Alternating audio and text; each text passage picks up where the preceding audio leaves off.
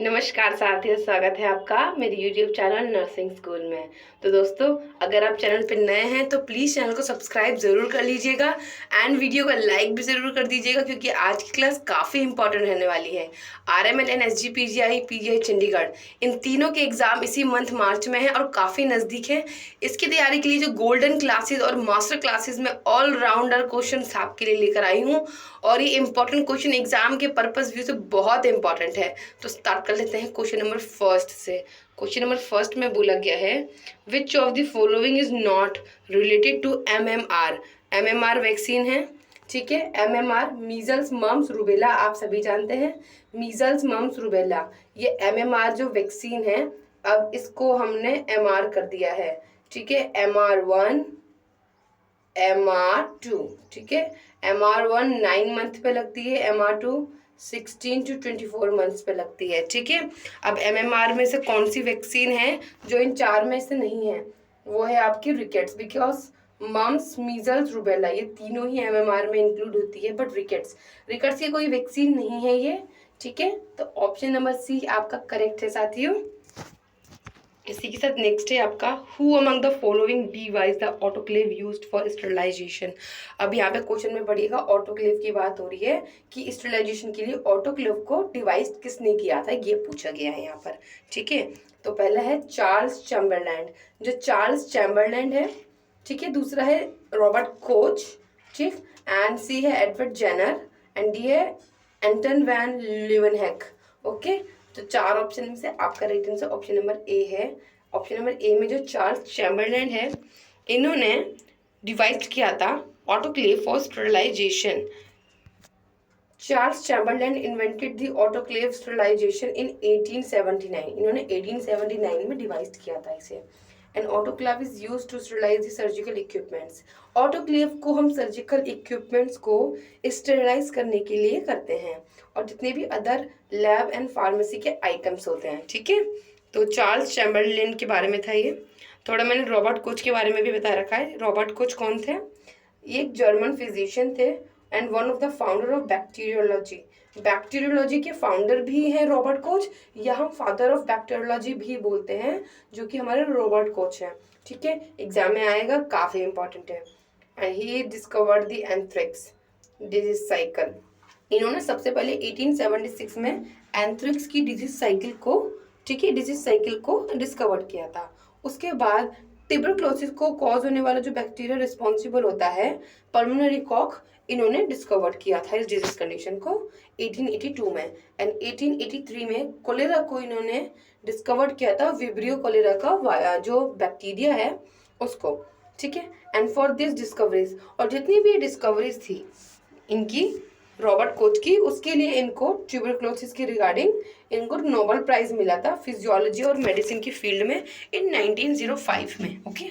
So and आपको और बता दूं, आपको एडवर्ड जेनर आप सभी जानते हैं। Edward Jenner option number C जो है, एडवर्ड जेनर जो है, इन्होंने वर्ल्ड की सबसे फर्स्ट वैक्सीन डेवलप की थी, और जो कि थी स्मॉल पॉक्स। आपको पता होना चाहिए वर्ल्ड की पहली जो डेवलप वैक्सीन थी वो स्मॉल पॉक्स थी, और वो एडवर्ड जेनर ने डेवलप की थी, ठीक है। एंड यहाँ पे ऑप्शन नंबर डी में बोला गया है एंटन वैन ल्यूवेनहेक। ये जो है ये डिस्कवरर थे माइक्रोस्कोप के, ठीक है। माइक्रोस्कोप को एंटन वैन ल्यूवेनहेक ने डिस्कवर किया था, ठीक। तो ये आज का इंपॉर्टेंट पॉइंट था जो आपको मैंने आज समझाया। नेक्स्ट है आपका, Widal serological test is use to detect the presence of which of the following pathogenic microorganisms. अब यहाँ पे है सीरोलॉजिकल टेस्ट है, विडाल टेस्ट। सीरोलॉजिकल टेस्ट का मतलब है ब्लड टेस्ट, ठीक है। एंड विडाल टेस्ट हो रहा है। और विडाल टेस्ट कौन से पैथोजेनिक ऑर्गेनिज्म को डिटेक्ट करता है? पहला है आपका ई कोलाई, सेकेंड है आपका mycobacterium tuberculosis, haemophilus influenzae and salmonella typhi, ठीक है। सो आपका right answer option number D है, साल्मोनेला टाइफी। साल्मोनेला टाइफी जो है कॉजेटिव ऑर्गेनिज्म है which is responsible to cause the typhoid fever. Typhoid fever को कॉज करता है साल्मोनेला टाइफी, और साल्मोनेला टाइफी को डिटेक्ट करने के लिए विडाल सीरोलॉजिकल टेस्ट करवाना होता है, ठीक है। Okay, so the next question, who is consider as the father of sociology. Father of sociology किसको कंसिडर किया गया है, आपको ये बताना है। Father of sociology Auguste Comte, and B में लिखा है एमाइल डुर्खेम, सी में लिखा है मैक्लेवर, एंड डी में लिखा है किंग्सले डेविस। 4 ऑप्शन दिए गए हैं। पहला जो ऑप्शन था ना आपका ये ऑगस्ट कॉम्टे, ऑगस्ट कॉम्टे जो है हमारे फादर ऑफ सोशियोलॉजी हैं, ये एक फिलोसोफर भी हैं, ठीक है। एंड फादर ऑफ सोशियोलॉजी जो है वो किसके द्वारा दी गई थी? अगस्त कॉम्टे के द्वारा, और अगस्त कॉम्टे को ही हम फादर ऑफ सोशियोलॉजी बोलते हैं।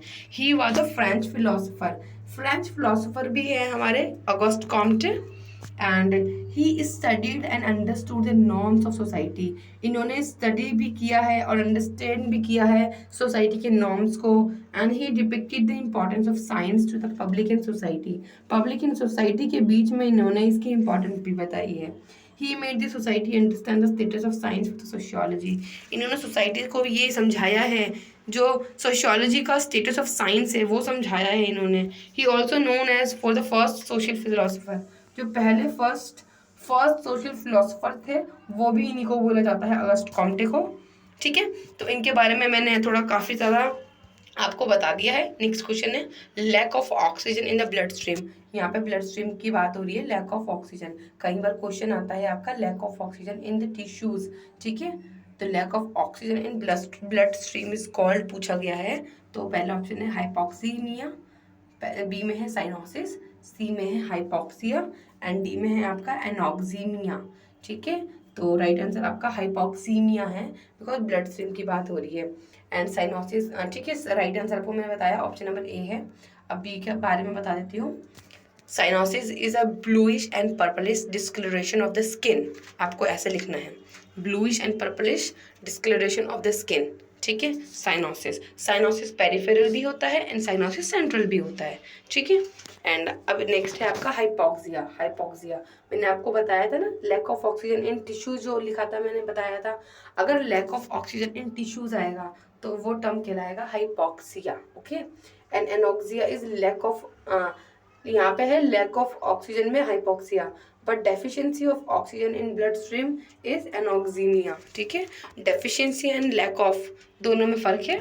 सो deficiency of oxygen in the blood stream is known as the anoxaemia, option number D. And next question है आपका under normal circumstances concentration of oxygen in the inspired air, अंदर in करी हुई जो air है, inhaled air जो होती है, उसमें जो कंसंट्रेशन होता है ऑक्सीजन का वो 21% होता है। थोड़ा मैं आपको समझा दूँ इसके बारे में। हमारी जितनी भी इंस्पायर्ड एयर होती है उसमें ऑक्सीजन जो होती है 21% होती है, ठीक है। 21% ऑक्सीजन होती है, और जब हम एक्सपायर करते हैं एयर को तो उसमें 16% होती है। दोनों ही पॉइंट इंपॉर्टेंट है, आप स्क्रीनशॉट भी ले सकते हैं या याद रखिए, नोट्स भी बना सकते हैं। बहुत इंपॉर्टेंट पॉइंट्स हैं, एग्जाम में आता है एक्सपायर्ड एयर का एंड इंस्पायर्ड एयर का oxygen concentration. So next question है आपका विच of the following organ is one of the primary regulator of body fluid electrolyte balance. तो आपको पता होना चाहिए बॉडी का एक तो प्राइमरी बात हो रही है, और वो भी क्या, बॉडी के फ्लूइड एंड इलेक्ट्रोलाइट बैलेंस का जो प्राइमरी रेगुलेटर है वो ऑर्गन का नाम पूछा है। तो आपका ऑप्शन जो है ना किडनी आपका राइट आंसर है, ऑप्शन नंबर बी, ठीक है। ऑप्शन नंबर बी आपका करेक्ट है। Next question which of the following electrolytes does insulin help to move into the cells. यानी कि यहाँ पे पूछा गया कौन सा इलेक्ट्रोलाइट है जो इंसुलिन की हेल्प करता है to move into the cell, okay. तो कौन सा इलेक्ट्रोलाइट है आपको बताना है। आपने देखा होगा कई बार डीएनएस में प्लस में इंसुलिन प्लस में केसीएल देते हैं, ठीक है। एंड कई बार, ठीक है, डीएनएस एंड एनएस में भी देते हैं, एनएस प्लस इंसुलिन प्लस में केसीएल, बिकॉज पोटेशियम एक ऐसा इलेक्ट्रोलाइट है जो कि हेल्प करता है इंसुलिन की to move into the cells when the patient is hyperglycaemic, okay. Hyperglycaemic की कंडीशन में पोटेशियम एक ऐसा इलेक्ट्रोलाइट है जो कि हेल्प करता है इंसुलिन की to move into the cells, okay, to decrease the blood sugar level. So next is which of the following equipment is used for the examination of the ear. इसमें लिखा है which of the following equipment is used for the examination of ear, ear के examination के लिए कौन सा equipment use होता है? सो पहला ऑप्शन है ऑफ्थेल्मास्कोप। ऑफ्थेल्मास्कोप को यूज़ किया जाता है टू एग्जामिन दी आईज। आई को एग्जामिन करने के लिए ऑफ्थेल्मास्कोप होता है। ऑफ्था स्कोप, ठीक है, आप पढ़ सकते हैं इसको डिवाइड करके, ऑफ्था प्लस स्कोप, ठीक है, आई को एग्जामिन करने के लिए। लेकिन जो स्कोप पेशेंट को इंटूबेट करने के लिए यूज़ किया जाता है, एंड इंटूबेट के साथ साथ इसको यूज़ किया जाता है to visualize the larynx. Okay, next है otoscope. Otoscope is a instruments and equipment which is use to examination of the ear. Okay, right answer आपका ऑप्शन नंबर सी है, ओटोस्कोप। एंड नेक्स्ट है proctoscope. Proctoscope is a equipment which is use to examine the rectum. Rectum को examine करने के लिए proctoscope use किया जाता है। Next question, the specific gravity of the urine normally ranges approximately from. अब specific gravity जो है, नॉर्मल स्पेसिफिक ग्रेविटी जो यूरिन की है वो पूछी गई है, ठीक है। तो राइट आंसर आपका है 1.01 टू 1.025। ओके, एंड अगर 1.025 से ज़्यादा आपकी स्पेसिफिक ग्रेविटी हो जाए तो इसका मतलब ये है कि आपको है डिहाइड्रेशन, ठीक है, डिहाइड्रेशन। सो डिहाइड्रेशन की कंडीशन है, इसलिए स्पेसिफिक ग्रेविटी इंक्रीज़ हो गई है।